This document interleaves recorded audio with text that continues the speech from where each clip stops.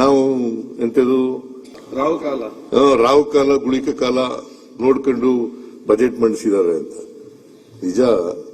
ಈಗ ನಿನ್ನಂತೆ ಅವ್ರ ಮಾತು ಕೇಳಬೇಕಲ್ಲಪ್ಪ. ಬಹುತೇಕ ಜನ ನಾನು ಹಿಂದೆ ಎಲ್ಲ ಮಂಡಿಸ್ತಿದ್ದೆ, ರಾವ್ ಕಾಲದಲ್ಲಿ ಮಂಡಿಸಿದ್ದೀನಿ ಹಿಂದೆ ಎಲ್ಲ ಬಜೆಟ್ಗಳೆಲ್ಲ. ಈಗ ಈ ಸಾರಿ ನಮ್ಮ ಆಫೀಸರ್ಸ್ಗಳು ಮತ್ತೆ ನಮ್ಮ ಮನೆಯವರೆಲ್ಲ ಹೇಳಿದ್ರು, ರಾವ್ ಕಾಲದಲ್ಲಿ ಮಂಡಿಸೋದು ಬೇಡ ಸರ್, ಸ್ವಲ್ಪ ಮುಂಚಿತವಾಗಿ ಮಂಡಿಸಿ ಅಂತಂದ್ರು. ನಾನು ಅವ್ರ ಬೆಲೆಗೂ ನಮ್ಮ ಡೆಮಾಕ್ರಸಿನಲ್ಲಿ ನಂಬಿಕೆ ಇಟ್ಕೊಂಡಿರೋನು ನಾನು.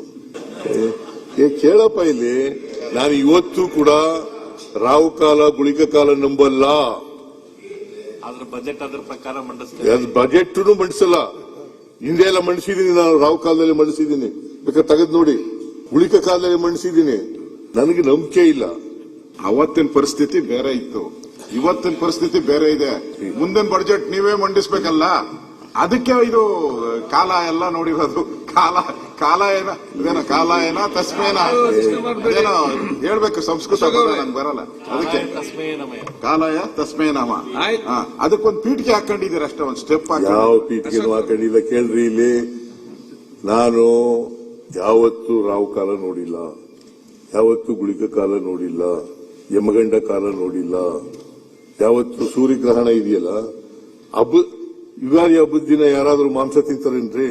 ಶಿವರಾತ್ರಿ ಹಬ್ಬದ ದಿನ ಮಾಂಸ ತಿಂತಾರೆ, ನಾನು ತಿಂತೀನಿ. ಎಲ್ಲ ದಿನನೂ ಒಂದೇನೆ, ಹಬ್ಬ ಅಂತ ಮಾಡ್ತೀವಿ ಅಷ್ಟೇನೆ. ನಿನ್ ನಂಬಿಕೆ, ನೀನು ಈಗ ಶಾಲಾಕ ಬಂದಿದೆಯಲ್ಲ, ಯಾಕೆ ಹಾಕ ಬಂದಿದ್ಯಾ? ನಿನ್ ನಂಬಿಕೆ ಅದು. ಅನ್ಯಾಯಕ್ಕೆ ಗುರಿ ಮಾಡ್ತಾ ಇದ್ದಾರೆ. ಸ್ಪೀಕರ್ ಹಾಕೊಂಬಂದಿದ್ದಾರೆ, ಅವ್ರಿಗೆ ಕೇಳಲ್ಲ. ಅವರು ಇವತ್ತು ಫೋಟೋ ಸೆಷನ್ಗೋಸ್ಕರ ಹಾಕೊಂಬಂದಿದ್ದಲ್ಲ,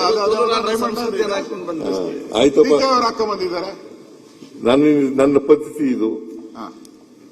ಮೊದಲು ಖಾದಿ ಹಾಕತ್ತಿದ್ರೆ, ಆಮೇಲೆ ಈಗ ಸಿಲ್ಕ್ ಬಂದಿದ್ದೀರ. ಈಗ ದೇವೇಗೌಡ ಹಾಕತ್ತ ನಂಗೆ ಆಕಳೆ ಆತರ ಶಾಲ ಹಾಕತ್ತಿದ್ದು. ಅದು ಬಗ್ದಾಗೆಲ್ಲ ಬಿದ್ದೋಗ್ಬಿಡೋದು, ಅದಕ್ಕೆ ಇದನ್ನ ತಕೊಂಡ್ಬಿಟ್ಟೆ. ಬಗ್ದಾಗೆಲ್ಲ ಬಿದ್ದೋಗ್ಬಿಡೋದು, ಅದಕ್ಕೆ ಇದನ್ನ ತಾಳಪ್ಪ, ಇದನ್ನ ಹಾಕೋಣ ಅಂತ ಅಂದ್ಬಿಟ್ಟು ಇದನ್ನ ಹಾಕೊಂಡೆ. ಇದು ಕಾಸ್ಟ್ಲಿ ಬೇರೆ. 13,000 ನೀನು ಇದ್ರಲ್ಲಿ ತಗೊಬಂದಿದ್ಯಲ್ಲ. ಇಲ್ಲ ಅದು ಬೇರೆ. ಅದು ಮೈಸೂರು ಸಿಲ್ಕ್ ಅಲ್ಲ, ಇದು ಮೈಸೂರು ಸಿಲ್ಕು. ಅದು ಯಾವ್ದು ಸಿಲ್ಕ್ ಅಲ್ಲ, ಚಿತ್ತಾಡ ಸಿಲ್ಕ್. ಅದು ಉಲ್ಲನ್ ಉಲ್ಲನ್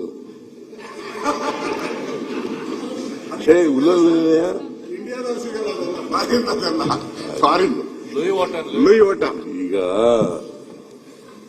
ಜಗತ್ತಿನಲ್ಲಿ ಏನೇನು ಸಿಗ್ತವೆ ಅವೆಲ್ಲ ಬೆಂಗಳೂರಿನಲ್ಲಿ ಸಿಗ್ತವೆ, ಮೈಸೂರಿನಲ್ಲಿ ಸಿಗ್ತವೆ. ಜಗತ್ತಿನಲ್ಲಿ ಏನೇನು ಸಿಗ್ತವೆ ಅವೆಲ್ಲವೂ ಕೂಡ ಬೆಂಗಳೂರಿನಲ್ಲೂ ಸಿಗ್ತವೆ, ಮೈಸೂರಿನಲ್ಲೂ. ನಿಮಗೆ ಶಾಲೆ ಹಾಕಿದ್ಮೇಲೆ ಅಧಿಕಾರ ಸಿಕ್ತು ಅಂತ ನಂಬಿಕೆ ಮೇಲೆ ಶಿವಕುಮಾರ್ ಶಾಲೆ ಹಾಕ್ಲಿಕ್ಕೆ ಶುರು ಮಾಡಿದ್ದಾರೆ. ಇಲ್ಲ, ನನಗೆ ಇದು ಅಧಿಕಾರ ಮುಖ್ಯಮಂತ್ರಿ ಆಗಕ್ಕಿಂತ ಮುಂಚಿತವಾಗಿ ಅವಾಗಿಂದ ಶಾಲೆ ಹಾಕ್ತಿದ್ರಲ್ಲ, ಹೇಳಿದೆ. ಈಗ ನಿನಗೆ ಸುನೀಲ್ ಕುಮಾರ್ ನೀನು ಕೇಳಿಸ್ಕೊಳ್ಳಿಲ್ಲ ನಾ ಕಾಣಿಸ್. ನಾನು ಆತರ ಟವಲ್ ಹಾಕತ್ತಿದ್ದೆ. ಆ ಟವಲ್ ಯಾವಲ್ಲೂ ಬಗ್ಗಿದ್ರೆ ಬಿದ್ದೋಗ್ಬಿಡೋದು, ಅದಕ್ಕೆ ಈ ಶೆಲ್ಲಿ ಹಾಕಬಿಟ್ಟೆ. ಹಿಂಗ ಹಾಕೋಣ, ಅದು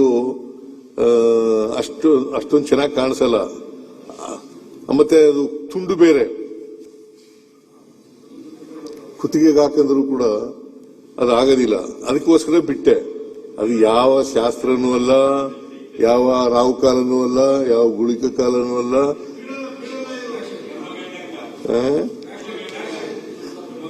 ಯಮಗಂಡ ಕಾಲ, ಯಮಗಂಡನ.